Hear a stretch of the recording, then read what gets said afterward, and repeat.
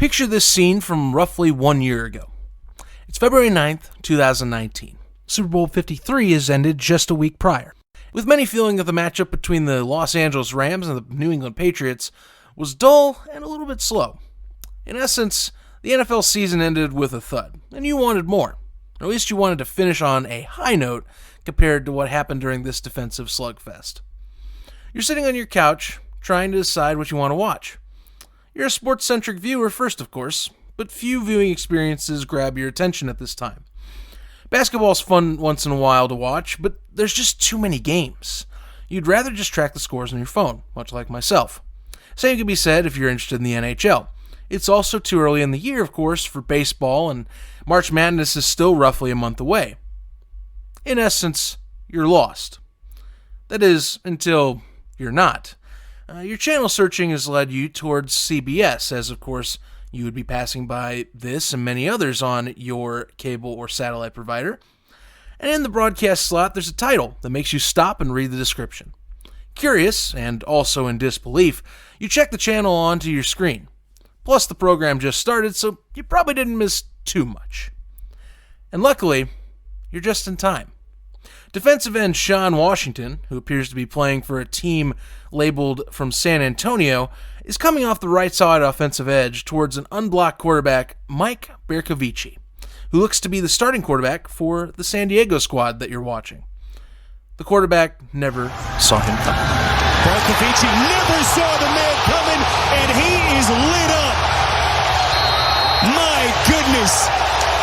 Sean Washington with the stick. As if straight out of the yesteryears of the NFL and its disregard for concussion protocol, Washington delivers as viral of a jaw-rocking hit on Bercovici as you could imagine in the modern era of the sport. The discombobulated quarterback's helmet flies at least 2 feet in the air as Washington sends the QB airborne while dislodging the ball. Your eyes widen from the shock of watching a man look to be decapitated on your television. You tense in the anticipation of a streak of yellow to travel across the screen as players mad dash for the loose football discarded from Bercovici's grasp. This has to be a flag, you think. Your experience with watching NFL referees call roughing the passer for defenders simply tapping the head of a quarterback is still very much fresh in your mind. But it's as if nothing happened. Bercovici picks himself up from the turf of the Alamo Dome, pops his helmet back on, and goes back to the huddle for the next snap. This was the night that spring football was put back on the map. This was the Alliance of American Football.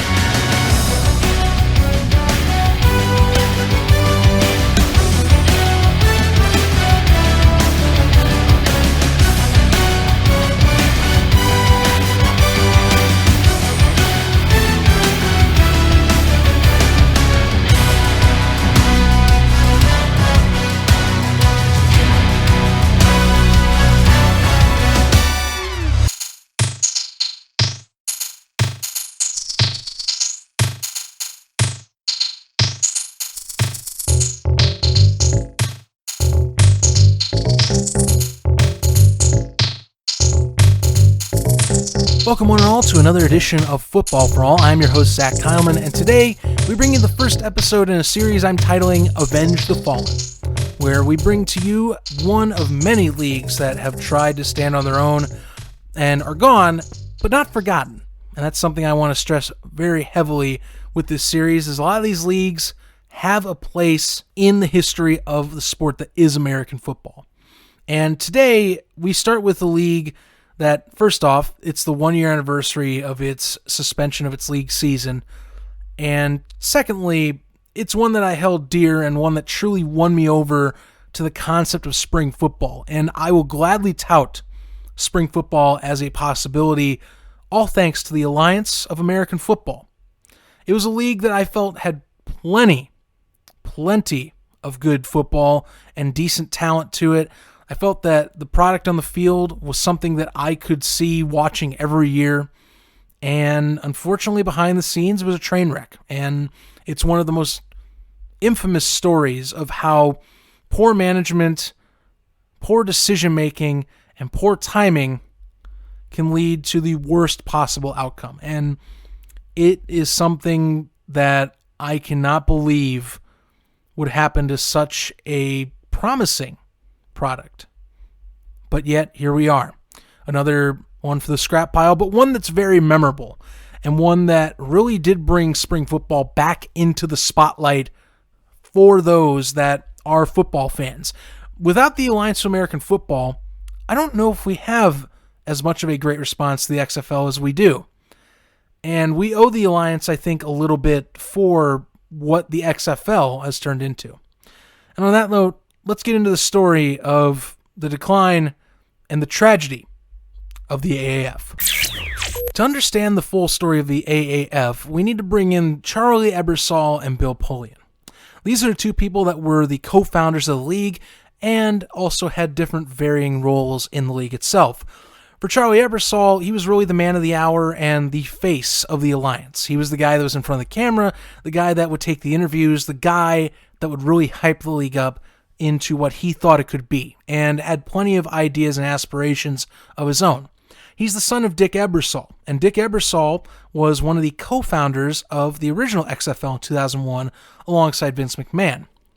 Charlie also would do a documentary 30 for 30 episode for ESPN titled This Was the XFL, where Vince McMahon and his father, Dick Ebersol, would enjoy a reminiscence type of dinner and discussing the 2001 iteration of the XFL. This, in particular, 30 for 30, is very important not only to the Alliance's history, but also the history of what is now the 2020 iteration of the XFL. You see, Charlie Ebersol and Vince McMahon both got into thinking. One was very fascinated at the idea of the XFL when Charlie signed on to the project that, well, his father Dick was on anyway.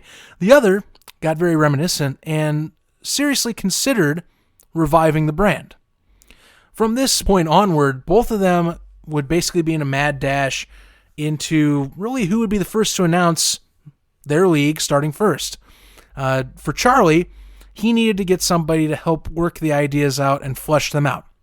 His father, Dick, gave him two people, John Madden or Bill Polian.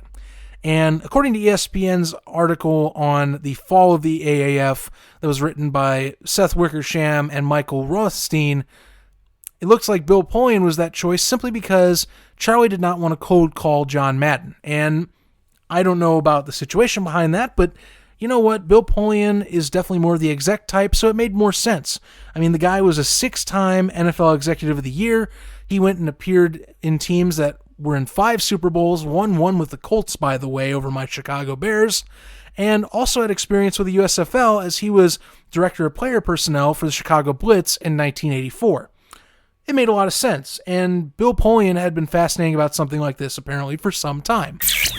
The two would then sit down in Cape Cod in late summer of 2017 in what would be known as the 5-hour pancake breakfast, where essentially the two would come up with a ton of ideas for what the league could be. On Charlie's end, Charlie in particular wanted a tech side that would really help fund the league on the back end. In such, this technology was going to be for gambling, and at the time, gambling, at least legalized, was still on its way up, but people saw on the horizon that it was going to be there. It wasn't at the time like it is today in 2020, where it's almost completely utilized by most states, or at least many states are starting to finally move that direction, but it was being hinted that legalized gambling was starting to move in the correct direction, and Charlie Ebersol was thinking ahead and at least was very ambitious. Bill Polian, on the other hand, really wanted a league that would help develop linemen and quarterbacks. At least he'd been fantasizing about something like this in his time in the NFL, because those two positions in particular are ones that really need grooming the most, if we're being frank, and the ones that really could improve the most with extra given time. In the end, the two made up the most of the fundamentals for the league, and at this point, they just needed to start finding funding, and needed to start getting together a base of people that really could build the league up, which, sure enough, they would eventually do that. But before we get to the point of the announcement, Vince McMahon would beat him to the punch and would announce the XFL, the 2020 version, on July 25th, 2018. Good afternoon, everyone, and thank you for joining today's press conference. The new XFL will kick off in 2020 And quite frankly, we're going to give the game of football back to fans.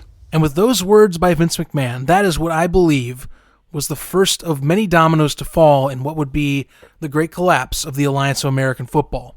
For one thing, after that announcement, Charlie and Bill realized that they were behind the eight ball and needed to get this thing rolling if they wanted the Alliance to get ahead of the XFL. At the time, no one was really sure when their ballpark was they were going to start this, but all we know now is that the Alliance would make their announcement on March 20th, and they were going to start in 2019. In February of 2019, some of the most respected minds in the history of the game will come together to form the Alliance of American Football. During that March 20th press conference, a new league would be born, as the Alliance would be released to the public for its first time after one whole year of secrecy. Charlie had a lot of ideas for this league, and in particular, one of the biggest ones would be the gambling tech, where he would define it as in-game fantasy. I'm going to let you listen into what he said. We're going to become the first league in professional sports history that has fully integrated in-game fantasy. Now, what is that? In-game fantasy is play-to-play integrated fantasy. Who do you like better, Odell Beckham or Josh Norman head-to-head on this play? Is Brady going to out-throw his opponent? What is the defensive set looking like for you to choose which player you want on your fantasy team at this moment, at this play? And you're going to be able to do it while you're watching the game, because on the Alliance app, we're going to be streaming games for free, another evolution from the modern media experience. So games that aren't on CBS, the games that will be on our app are going to be free, and they're going to be fully integrated with fantasy. So you can play while you're watching. All in all, the app was going to be ambitious. It was going to be one of the forefront pieces of the Alliance that would push the league into the spotlight and possibly ahead of certain competitors, and it would also help with funding down the road. It was the big goose egg that Charlie Ebersol had in place that he really felt would drive the league into something that no one else had seen before, especially considering what he was looking to accomplish. Some of the early projections of what this app was going to be, it was going to be along the lines of basically a 20 questions type of app. If you wanted to bet on a specific play, you could choose on what you wanted to bet on up to that play. One example would be, as mentioned in the ESPN Seth Wickersham and Michael Rothstein article, would you believe that Mike Tomlin would call a pass play in a nickel formation defense, and you could bet on that? It would take historical data and analytics and combine it into one app. Pretty bold, considering that something like this had never been accomplished, and there would be a lot of work needed for something of this scale to take place. It was ambitious, it was an aspiration that Charlie had, and something that just really never came together. The end result of the app later on would come to be something of a player tracker with points that you could also watch the games for free on. I remember using the app extensively. I thought it was okay. I held on to it for a little bit as sentimental value, but the problem I always had with the app was stats came too late. They tried so hard to make this a fantasy app first without the standard benefit of sports apps in the forefront, because the stat functions came way too late when this app came out, and by then it was just completely far gone from the conclusion. So it was a forgotten thing. MGM actually retained the rights of this app later on down the line when the league would cease operation. But from that initial press conference, that was something that really came up to the forefront. Funny enough, Justin Tuck and Jared Allen, who were either invested in the league or were part of the league's executives, would also have some things to say, in particular about player relations and how players would be able to get treated more fairly in these leagues under the Alliance. Bill Polian would speak on some football, and Charlie Ebersol would bring up Troy Polamalu up to the stage for a very awkward, quick introduction. The league had a good start, at least in press conference terms, but it still had a long way to go. And one of the biggest downfalls was funding. If one is to fully tell the story of the Alliance of American Football, one has to bring up the funding of the league. The league did have partners that were recognizable behind it, including MGM, the Founders Fund, and the Charon Group, which owns Barstool Sports. But they were not the main pieces of the pie to own the league. The real moneymaker and the one that was bankrolling the league was by the name of Reggie Fowler. Who was Reggie Fowler? Well, Reggie Fowler was originally a USFL linebacker that played in 1983. He would later move on from football to begin a company named Spiral Incorporated that owned several hundred businesses across the country and globally, from what I have been able to gather. Reggie Fowler also would eventually try to purchase the Minnesota Vikings. However, he would end up keeping a minority share for the Vikings just so he could keep his $20 million deposit on the organization. In 2014, the Vikings ownership group that he joined finally ousted him from his spot by buying him out. As it turned out, he actually had some money issues, including the liquidity of his accounts, and would later be criticized and brought into court for several other problems with banks, including U.S. Bank, as Fowler's company would own several $1 million of debt to several banks worldwide. At this time, though, Fowler wasn't completely canned for some of these actions, and when Charlie and his crew of lawyers looked into Reggie Fowler's accounts, they found roughly $800 million of several different accounts to bankroll, and they vetted him pretty well. They thought he would work out. They thought that this guy would be the one to bring the AAF into existence, and also Fowler gave him a really good deal. Fowler would own 31% of the alliance. In exchange, he would give $50 million of equity and $120 million in a credit line, which at the time seems like a decent chunk of money. You have to remember, though, that Vince McMahon had $500 million that he had invested in the XFL at this time. So, Charlie, looking for funds and desperately needing them, went to Reggie, and that is how the deal was made. Not to mention that Bill Polian at this time, which was roughly late summer, early fall, was looking to get some more cash flow in so that he could then improve his aspect of the business, which Bill Polian was mostly focused on the football aspect and making sure the football was crisp and clean on the field. Charlie was the face of the league, also was one to bring in the donors, backers, and anyone in between to fund not only his league, but of course his Silicon Valley dream project of a gambling app. And Reggie was that guy. And Reggie did pay for a little bit going into the fall of 2018. However, come around Christmas time, and this is a story that is crazy to me that was brought up in ESPN's own retrospective and insider story that was again made by Seth Wickersham and Michael Rothstein. Reggie Fowler almost made the league miss payroll and miss other events during the Christmas season. It wouldn't be until December 26th that Reggie Fowler would drop a $15 million amount of money towards the league, into which they were finally able to pay for training camp visits and to get things underway. However, that funding eventually dried up, and eventually we got the big baddie of the Alliance of American Football that everyone at the end of its existence would blame for its downfall. Tom frickin' Dundon. There's so many semi-pro leagues out there, whatever. What is it that attracted to you to the AFF? I don't think there's anybody doing football the way, at this close to the type of quality that it needs to be to really judge players, refs, rules, coaches. So this is the only choice.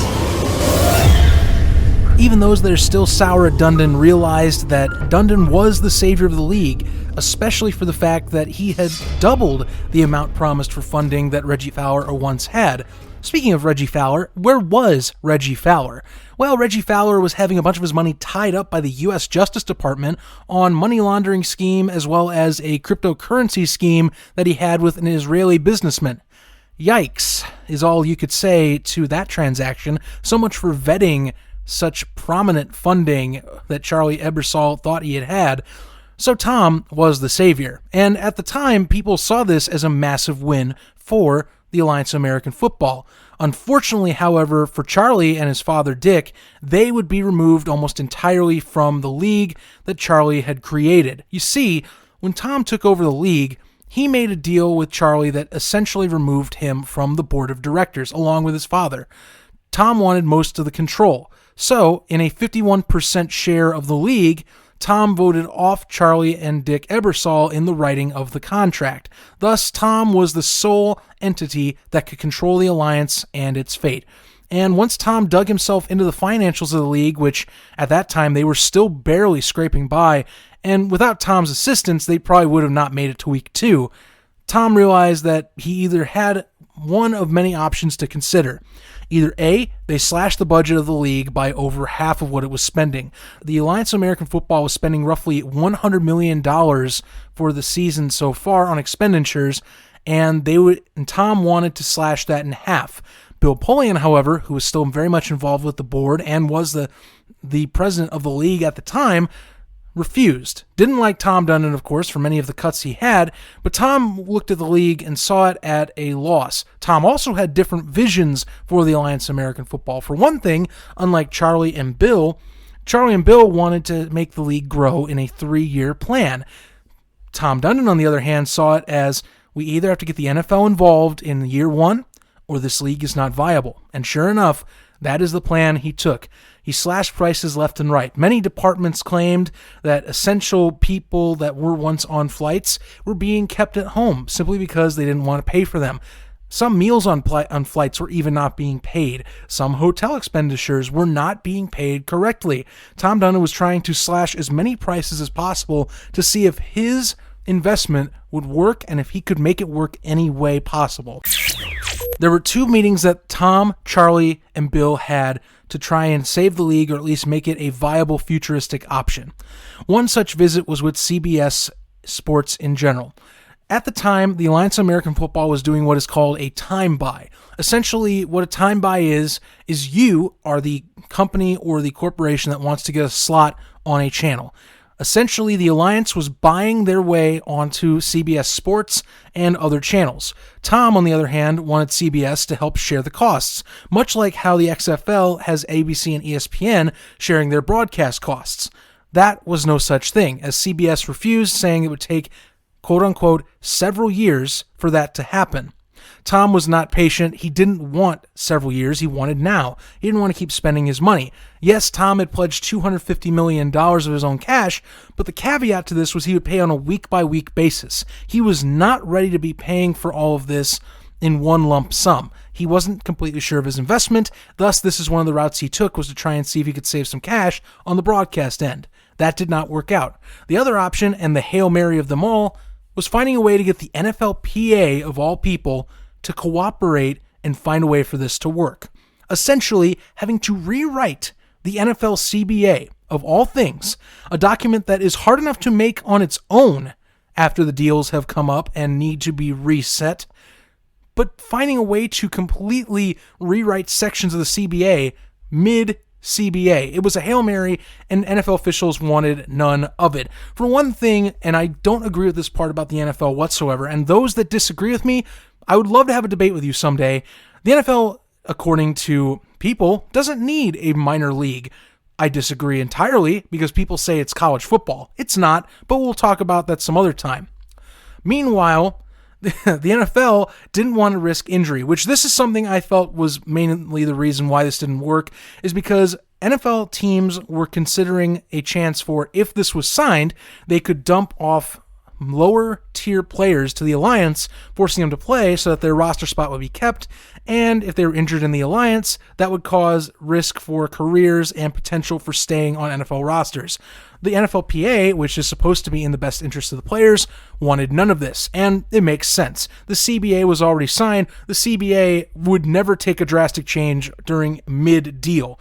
So, without further ado, Tom was running out of options and essentially had run out of options. And in a PR stunt that Tom Dundon had made to multiple media assets, he said, quote, "We may have to suspend the league or close it entirely." No one thought it was a serious threat at the time. Many thought that they were going to finish the league season. Now, at this point, before I get to the final collapse, the Alliance of American Football had many excellent games under its belt already. Week 1 saw fantastic contests on its own, at least when it came to viral hits like the one you heard earlier, or just seeing new teams with talent rise up. And there, of course, were many other contests that I felt left a mark and that were good football games in general. Let me give you at least one or two highlights from some of these games. If there was one player or coach that brought a lot of spunk to the league, it was Steve Spurrier. Spurrier was the most enjoyable person to listen on the mics when he was mic'd up on the field. He also get his own camera midway through the season because of how well he would deliver lines and how people just loved listening to his football terminology and how he related to his players. One thing he also did for the Alliance was brought innovative and creative ways to score for the Orlando Apollos. And one such inspiration actually came from Super Bowl 52. And it's a handoff to Akeem Hunt, a reverse, Marshall throwing it back, and it's caught for the touchdown! The Orlando special! The Philly special, but it's the winter. What do Philadelphia people do in the winter? They go to Florida, right? It was that type of ingenuity on offense that would give Steve Spurrier's team the best record at the end of the Alliance season, and it is what won them eventually a ring from the Alliance, as they would be crowned the one-time champion of the AAF. Steve Spurrier to this day actually considers that championship just as important as any other championship he has received as a head coach of any football team. Also, the Orlando Apollos were in many of these great moments for the Alliance, including a barn burner in Week 2 against the San Antonio Commanders in San Antonio, which I consider as my favorite game in Alliance history. It was in front of a massive crowd. San Antonio would regularly hit the 20 to 30,000 mark, and they were one of the places that after the league folded, and I still believe this, they deserve another team, even with the XFL having Dallas and Houston having teams. San Antonio with the Alamo Dome and its 64,000 capacity could easily get an XFL team in there, and they could pack the house. But this Week 2 game had one hell of a finish, including a Keith Reeser interception. Good side, coming away, it's intercepted! Intercepted! And taken back for the touchdown! Keith Reeser, the pick six! That pick six by Keith Reeser, who would end up to go to the Kansas City Chiefs for the 2020 season, being on IR, however, that would determine a 37-29 contest in Week 2. That was a barn burner, and one of the scores that really put the AAF also on the map beyond Week 1. And that was also in front of a 29,000 attendance crowd at the Alamo Dome for the second week of the Alliance season. The week prior, the Alamo Dome witnessed a 15-6 win. That was when Berkovici's helmet was destroyed off of his head, and that was in front of 27,000. Well, one of the most memorable moments in the league's history, and one that I have to say is a reason that proves that San Antonio wants its football team to stay whenever they get that chance, was a pick six that San Antonio would have on its own in front of a record attendance against Salt Lake of 30,345. Woodrum to the end zone, picked off. There's a lot of room. Oh my goodness, talk about a game-changing play. He could go the distance. It is Devontae Bosby with his 5th interception of the season. From clips like these, San Antonio would easily deserve an XFL franchise if they were ever given one. The San Antonio Commanders were definitely the most popular team in the Alliance of American Football besides the Orlando Apollos. They were the team that I felt their fans really wanted this to work. They've seen so much failure in years past with other leagues, including the USFL, funny enough, and they just didn't get that chance. It was really the biggest tragedy, in my opinion, of the entire Alliance schedule, was losing to see games with San Antonio, as well as losing out on the eventual, what would have been a championship game, where we would have seen the Orlando Apollos take on whoever the hell else was going to show up. But there were plenty of other moments in this league too. Funny enough, one I'm going to bring up for many of my XFL Battlehawks fans is LaDainian Washington doing, well, LaDainian Washington things. 7 carries for 20 yards so far. Another passing down. As he throws. This one is complete, middle of the field. And now outside the numbers on the right side. It's LaDainian Washington still on his horse. 25, 20. He's going to go to the house. Another touchdown pass. And you know who threw that touchdown pass? That was Luis Perez, who turned out to be the ideal quarterback for the XFL's New York Guardians. A lot of Alliance talent either showed up in the NFL or transferred over to the XFL, which is why a lot of us who are former Alliance fans like the league so much, because there's already many recognizable names. In essence, the XFL would be the living embodiment and the continuation of what the Alliance started. Lastly, I have to bring up one last highlight that really embodies a legacy of a XFL player that got his chance in the Alliance and, well, got his starting spot in Seattle. That was Brandon Silvers. Brandon Silvers was almost forgotten about on this roster. Remember, the AAF's Memphis Express had Christian Hackenberg starting week 1, and eventually they would sign on Johnny Manziel. The Memphis Express also had Mike Singletary as their head coach, and they were definitely a basement dweller in the league. But their shining moment in the league's existence came with Brandon Silvers on the field. You see, at the time, Silvers and company were taking on the Birmingham Iron, arguably the second best team in the Alliance at that time. They had Luis Perez at quarterback. They also had Trent Richardson and LaDainian Washington on that squad. Well, somehow, in some way, they pulled off an unprecedented win against the second best team in the league, and they did it with the only overtime game in AAF history. Looking left now, throwing, caught, into the end zone, it's good! The Express win in overtime. Silvers to Williams. Johnny Manziel celebrates with his team. And yes, you did hear the announcer right. Johnny Manziel, of all people, who was in the Alliance of American Football for a very short period of time, gave a chest bump to Brandon Silvers after that miraculous overtime win. It was one of, like I said, many memorable moments in the Alliance. I wish I could cover them all, but the podcast has to continue, and I wish I didn't have to say what happened next. And that would have been the end of Week 8 on April 2nd, 2019.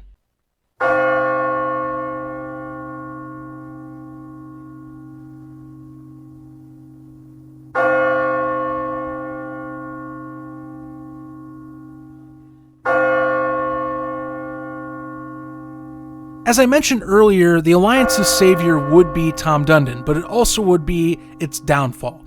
Dundon did take over the league, was supposed to fund $250 million of the league that would help it get through the season and more, and also was expecting to be paying on a week-by-week basis rather than paying the full sum of $250 million. Nonetheless, he was testing the league, and everything he tried did not work. He was not able to get the CBS broadcasting company to give him money for broadcasts. He was not able to get the NFL Players Association to change the CBA to have players from the NFL come to the Alliance. All in all, he had stressed all his options, and by April 2nd of 2019, he was ready to pull the plug. Charlie Ebersol, on the other hand, tried his best, his hardest, to keep the league afloat, but it was no chance for Tom Dundon to do so. Tom was done paying for the amount of $70 million that he had already invested in the league at this point, and he didn't want to spend another penny on an organization he felt was horribly run and did not know how to use its expenses to its fullest extent. All in all, the AAF was closing shop on April 2nd, 2019, and it was one of the worst closings we have seen in any professional sports organization in the history of sports. The Alliance of American Football left players out to dry. Players had to find flights home. Players didn't have health insurance covered after the league folded. Players didn't even know where they were going to live because of being thrown out on the streets, since their hotel payments weren't being paid and hotels were throwing their luggage into the lobby. Players panicked, players were confused, and players were enraged at the league and how it handled itself. Charlie Ebersol would be taking damage control the entire day of April 2nd, and according to ESPN, he wouldn't be done taking calls until 2:30 a.m. the next morning, as he didn't know what in the world just happened to his once-in-a-lifetime opportunity. Bill Polian stated that Tom pulled the plug too early. He felt that he was disappointed in Tom for his decision for closing up shop. And honestly, as a fan, Tom Dundon, as much as I understand why he did it, I don't understand the method of why he did it. Why were people not given warning? Why were people left on the street? Why were people left having to find their way home? It's one of the biggest questions the Alliance left its players and its fans. Why did it have to end this way? To make matters worse, the Alliance didn't even release a statement for 4 days. It took until April 6th to where they left a statement for players that didn't even come off, I would admit, as genuine. The statement read as follows on April 6th. This week, we made the difficult decision to suspend all football operations for the Alliance of American Football. We understand the difficulty that this decision has caused for many people, and for that we are very sorry. This is not the way we wanted it to end. We are also committed to working on solutions for all outstanding issues to the best of our ability. Due to the ongoing legal processes, we are unable to comment further or share details about the decision. And at the time of the league being suspended, remember, it only played 8 weeks of its 10, and it was still meant to play 2 more weeks of playoffs and a championship game to end the season. But again, that was the least of the worries at this point. Players were still not getting paid. Players still had other issues to solve. And from as recently as yesterday for me, some players never even got their taxes returned or tax files for that time during the season, as the Alliance had switched to a third-party payment system midway through March and pretty much through April, so there was nothing that they could do. The Alliance was a mess at its end. But I also have to remember it for its glory times. Remember, this was, and I will say honestly was, the best chance at a spring league up until the XFL came into existence. It had the football, it had the talent, it had the coaching, it had the moments that make a football league fun to watch. It's just that Charlie Ebersol and Bill Polian didn't know what the hell they were doing with the money. And Charlie didn't realize how much money it would take. Because if he realized how much money it would take, and if he realized that he had the time, if he had just had the time and the money, this league might still be around today. Other factors, of course, include the XFL, which I have mentioned in this episode, and I still will contend the XFL is the biggest factor as to why the Alliance failed. The XFL, when Vince McMahon announced it in January, basically accelerated Charlie Ebersol's plans of launching the league. Charlie was so obsessed with getting ahead of the XFL that he forgot to get the essentials that actually build a league in the first place. And since he did not have the time to try and start this league in 2020, he rushed to 2019, and when the funding fell through, everything fell through. Will the Alliance be around today? I don't know. The XFL has had a heck of a start, but the question would have been, would it have survived COVID-19? And that's something that no one would have predicted. And at this point, in this conversation, in this podcast of a retrospective, I say no. Because again, you have to remember how much funding Charlie had at the point. I'm not sure how much more he would have gotten if the season would have ended correctly, or if it would have gotten a championship game, but Tom Dundon was in control, and the only way that Charlie might have had a better chance at this is if Charlie would have still had control of the league at the end of its season, and if he would have gotten funding via the offseason to then reset for 2020. Otherwise, I don't think the league would have made it through 2020, and I think it would have been the one to fold with the XFL still hanging on and going for 2021. The Alliance of American Football would be remembered for many things: a failed financial plan, many star talents, and one heck of a story that, in my opinion, would make an amazing blockbuster movie someday. God bless you, Alliance of American Football. We miss you, and carry on, wayward son.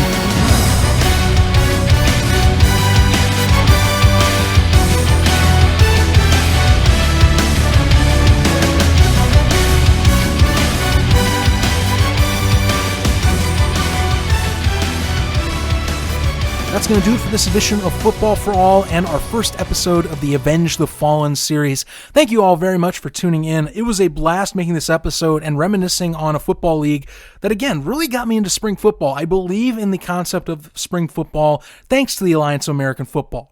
And it brought many ideas to football itself that I think really could become part of the NFL someday. If you are curious as to what happened behind the scenes on things that maybe I didn't go farther into detail on, or that I needed to expand upon, feel free to check out some of the articles I used. There were 3 in particular that I really dug into as inspiration for telling of this story.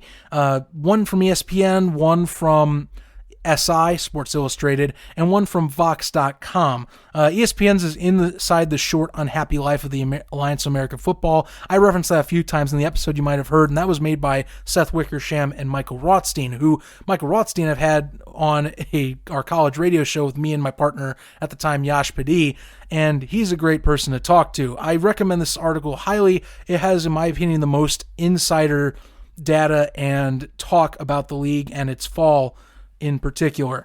I also recommend highly The Curious Rise and Spectacular Crash of the Alliance of American Football. That is the SI essay written article about the Alliance and what happened behind the scenes as well. Again, a different view of behind the scenes. They had many other people that were associated with the league on there, and it really does highlight how disorganized the league was midway through its beginning all the way until its end. I highly recommend those. And then Vox.com had its own article too, one that related to more of a Silicon Valley perspective on taking on the NFL. Remember, the Alliance was considered a Silicon Valley style of startup with a football league skin on it. So you really should check that one out too to see what Vox.com's writers had to say about the league and its downfall fighting the NFL, or at least getting into the market that the NFL had. If you're curious about following me, by the way, I recommend you follow me on many platforms. I am on Facebook, Twitter, and Instagram in particular. All those you can find me at ZK Podcast. That is ZKPODCAST when you're looking on social media.